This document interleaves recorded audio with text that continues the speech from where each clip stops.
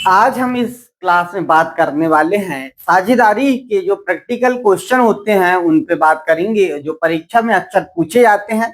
तो देखिए आज ये हम एक क्वेश्चन लेकर आए हैं और इस क्वेश्चन में आपको हम बताएंगे कि साझेदारों के खाते कैसे तैयार किए जाते हैं। ये क्वेश्चन है कि सुनील और कपिल दो साझेदार है जो फर्म में 2 और 3 के अनुपात में दोनों ने साझेदारी की है कि लाभ का विभाजन 2:3 में हम करेंगे। उन्होंने क्रमशः 50,000 रुपए और 40,000 रुपए की पूंजी यहाँ पर लगाई है। जब व्यापार प्रारंभ किया है तो इन्होंने 50,000 और 40,000 रुपए फर्म को दिए हैं और दोनों ने मिलकर काम चालू किए हैं, व्यापार चालू किए हैं। कपिल को 10,000 रुपए वार्षिक वेतन दिया जाता है, यानी जो कपिल है वो काम करेगा तो उसको वेतन के रूप में 10,000 रुपए 1 साल का दिया जाएगा। इसी प्रकार देखिए पूंजी पर 5% वार्षिक ब्याज दिया जाएगा, यानी जो पूंजी पर ब्याज दिया जाएगा वो 1 वर्ष में 5% दिया जाएगा। यहाँ वार्षिक शब्द लिखा हुआ है। तथा आहरण पर भी इसी दर से ब्याज दिया जाएगा, यानी आहरण जो है आहरण पर भी 5% वार्षिक ब्याज दिया जाएगा, यहाँ लिखा हुआ है। आगे ये कहते हैं कि कपिल ने 15,000 रुपए निकाले और सुनील ने 8,000 रुपए निकाले हैं, यानी इनका दोनों का आहरण जो है वो सुनील का 8,000 रुपए और कपिल का 15,000 रुपए है, जिन पर क्रमशः 200 रुपए और 300 रुपए यहाँ पर ब्याज के रूप में इन्हें दिया जाएगा। यानी आहरण इन्होंने किया है तो ये फर्म को 200 और 300 रुपए देंगे। उक्त समायोजन के पूर्व वर्ष 2022 का लाभ 31,000 रुपए था, अर्थात जब हमने 2022 में हमारे व्यापार खाता और लाभ हानि खाता बनाए थे उस समय लाभ हानि खाते का शेष 31,000 रुपए था। साझेदारों में लाभ का वितरण दर्शाइए, यानी लाभ हानि नियोजन खाता बनाइए। लाभ का वितरण जो है वो लाभ हानि नियोजन खाता है तथा पूंजी खाते तैयार कीजिए। अब पूंजी खाते भी तैयार करना है और पूंजी खाते तैयार करने की 2 पद्धति हमने आपको बताया था। एक है स्थायी पूंजी पद्धति और दूसरी है परिवर्तनशील पूंजी पद्धति। तो इस प्रकार ये पूरा क्वेश्चन आपके सामने है। अब इसे हम सॉल्व करते हैं। तो देखिए इसको सॉल्व करने का जो तरीका है उसकी हम बात कर लेते हैं और इसे मैं थोड़ा छोटा कर देता हूं क्योंकि तभी हमको दिखाई देगा। अभी हमने समझा, सबसे पहले क्वेश्चन को हमें बहुत अच्छी तरह समझना चाहिए और समझने के बाद में जब हमें ये क्वेश्चन समझ में आ जाता है तो इसके बाद में इस क्वेश्चन को हम सॉल्व कैसे करेंगे वो आपको हम यहाँ पे समझाएंगे। ये क्वेश्चन है हमारे सामने जिसमें कहा गया है कि पहला कहा गया है कि लाभ हानि वितरण खाता बनाने को कहा गया है। तो देखिए यहाँ पर हम हल करते हैं और हल में हम देखते हैं पहला लाभ हानि वितरण खाता, और इसमें आपने देखा था कि हमने यहाँ पे बताया था डेट लिखी जाती है। तो यहाँ पर इस क्वेश्चन में कोई डेट नहीं दी गई है तो हम भी यहाँ खाली स्थान करके को समाप्त वर्ष के लिए लिख देते हैं। इस प्रकार हमको लिखना होता है और हम यहाँ पर जो खाता तैयार कर रहे हैं वो लाभ हानि नियोजन खाता है और यहाँ पे लाभ हानि नियोजन खाते के भी 2 पक्ष होंगे। ये जो बायां पक्ष है ये डेबिट और दायां पक्ष जो है ये क्रेडिट कहलाएगा। इस प्रकार इसमें हम देखेंगे कि यहाँ पर खाते को टी आकार में बनाया जाता है, कक्षा 11वीं में आपने पढ़ा था, और इसमें एक राशि लिखी जाएगी और दूसरी ओर भी राशि और लिखा जाएगा। यानी पहला कॉलम जो होगा वो विवरण का होगा और दूसरा कॉलम जो होगा वो राशि का होगा। इसी प्रकार क्रेडिट साइड में भी पहला जो कॉलम होगा वो विवरण का होगा और दूसरा कॉलम राशि का यहाँ पे लिखा जाएगा। इस प्रकार से ये दो कॉलम बना लिए जाते हैं डेबिट और क्रेडिट पक्ष में।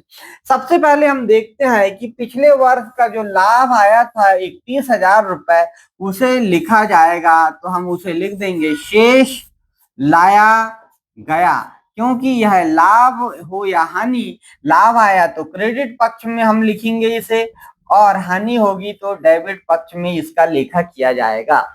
इसके बाद में सुनील ने फर्म को जो पैसे दिए हैं वह उनके साझेदारों के पूंजी खाते में जाएंगे, क्योंकि पूंजी खाते बनाया जा रहा है। यहाँ पर लाभ और हानि से रिलेटेड मदों को लिखा जाएगा। लेकिन आपने देखा कि यहाँ पर उन्होंने कहा कि इन्हें 10,000 रुपए वार्षिक वेतन दिया जाएगा कपिल। तो कपिल का वेतन यहाँ पे हम लिख देंगे, कपिल का वेतन पूरा वार्षिक है 10,000 रुपए। तो हमने ये 10,000 रुपए लिख दिया। इसी प्रकार आगे यहाँ पे कहा गया है कि जो पूंजी है इस पर 5% की दर से ब्याज दिया जाएगा, और ये फर्म के लिए हानि होगी, इसीलिए इसे पूंजी पर ब्याज के नाम से लिख दिया जाएगा। और पूंजी पर ब्याज अब यहाँ पे कैलकुलेट किया जाएगा। पूंजी पर जो ब्याज होगा वो देखिए, यहाँ पर पूंजी कितनी है हमारे पास, दोनों के नाम से, पहला है सुनील और जो सुनील है उसके नाम से ब्याज निकाला जाएगा, और दूसरा है हमारा कपिल साझेदार, तो दोनों साझेदार के नाम से यहाँ पर ब्याज निकाला जाएगा। सबसे पहले हम बोलते हैं पूंजी पर ब्याज का कैलकुलेशन करते हैं, और पूंजी पर ब्याज जो है वो निकालने के बाद में पहला नंबर कौन है, सुनील, और सुनील ने जो फर्म में पूंजी लगाई है वह पूंजी है सुनील की 50,000 रुपए, और इस 50,000 पर आपको 5% वार्षिक देना है, अर्थात एक 2 जीरो से 2 जीरो जाएंगे, तो यहाँ पे 2,500 रुपए आपको ब्याज यहाँ पे देना होगा। और 2,500 जो ब्याज है वो हम यहाँ पर लिख देंगे सुनील के 2,500।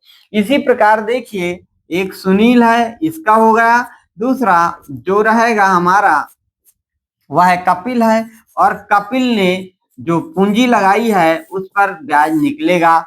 तो कपिल ने कितना पूंजी लगाई है, तो यहाँ 40,000 कपिल की पूंजी है, और इस 40,000 का 5% निकाल लेंगे हम, तो 2 जीरो से 2 जीरो जाएंगे, तो 5 चौ 20, और 2 जीरो है तो 2 जीरो। इस प्रकार 2,000 रुपए कपिल का पैसा यहाँ पे ब्याज के रूप में जाएगा। तो देखिए 4,500 रुपए कुल पूंजी पर ब्याज के रूप में दिए जाएंगे। अब इसी प्रकार कहा गया है कि आहरण जो किए गए हैं, आहरण पर भी यहाँ पर लिखा है कि आहरण पर भी ब्याज लगाया जाएगा वर्ष में 8,000, और इन्होंने 15,000 रुपए निकाले, जिन पर क्रमशः 200 और 300 रुपए हुआ ब्याज इन्होंने सीधे दे दिया है। तो हम अब कैलकुलेशन नहीं करेंगे, आहरण पर ब्याज सवाल में ही दिया है तो कैलकुलेशन करने की जरूरत नहीं है। सुनील ने जो निकाला था उस पे उसने ब्याज दिया है कितना, 200 रुपए, और कपिल ने ब्याज दिया है 300 रुपए। इस प्रकार 500 रुपए ब्याज मिला है। इस प्रकार हमने लेखा किया। आगे इन्होंने कहा है कि उप समायोजन के लिए आपको लाभानी नियोजन खाता तैयार करना है। तो हमने लाभानी नियोजन खाता जो है वो तैयार कर लिए हैं, और यहाँ पर ये कैलकुलेट जो किए तो 31,500 रुपए टोटल हुआ, और इसमें से आप देखिए दोनों तरफ का टोटल सेम आएगा 31,500 रुपए। इस कैलकुलेट करने के बाद में शेष जो निकलेगा हमारा, शेष ले गया हम लिखते हैं, तो वो शेष कैसे निकालते हैं, क्रेडिट साइड आया हमारा 31,500, और इसमें से डेबिट साइड जो है उस डेबिट साइड को हम यहाँ पे माइनस कर देते हैं 10,450। तो 10,450 यहाँ पर माइनस किए हमने, तो आप देखेंगे माइनस करने के बाद में हमारे पास कितना बचता है। तो सॉरी 10,500 बच रहा है हमारे पास।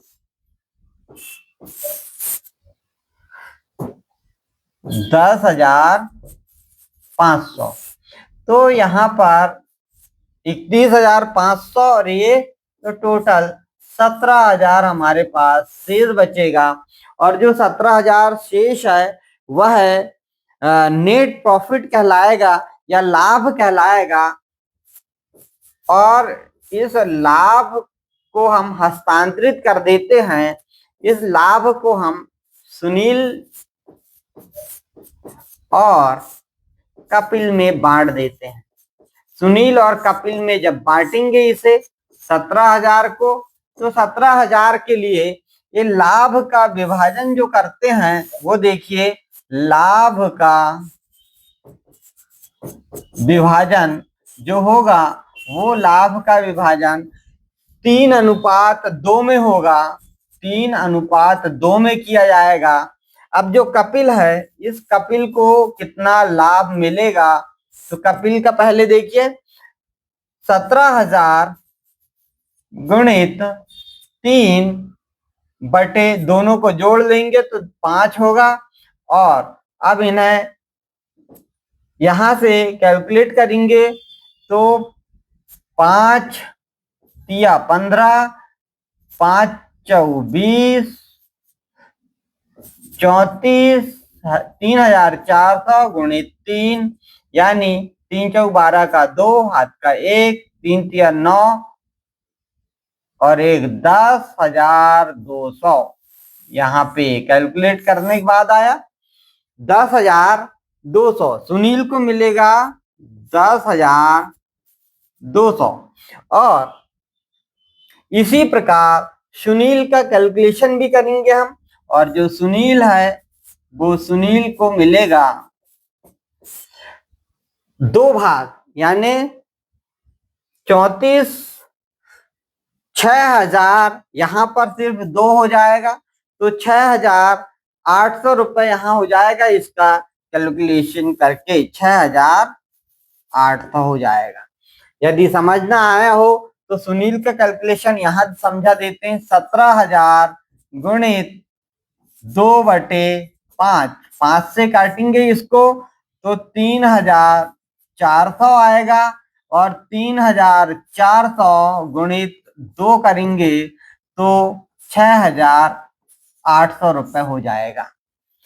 अब देखिए ये तो आ गया यहाँ पे, लेकिन अब आगे हमें बनाना है साझेदारों के पूंजी खाते तैयार करना है। तो साझेदार का जो पूंजी खाता होता है वो हम आपको तैयार करके दिखाते हैं। यहाँ पर जो हमारा लाभ हानि नियोजन खाता है, इस लाभ हानि नियोजन खाते के आधार पर सवाल में कहा गया था पहला कि परिवर्तनशील पूंजी पद्धति से, परिवर्तनशील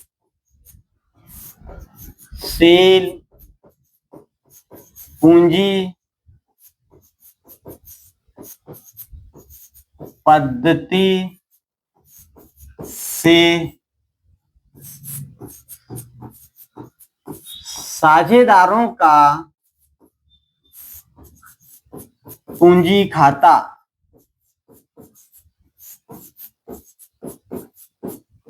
और जो साझेदारों का पूंजी खाता बनाया जाएगा वो भी डेबिट और क्रेडिट फॉर्मेट में ही तैयार किया जाएगा, सेम जैसे आपने सीखा है। और यहाँ पे आप देखेंगे कि यहाँ हम विवरण, राशि,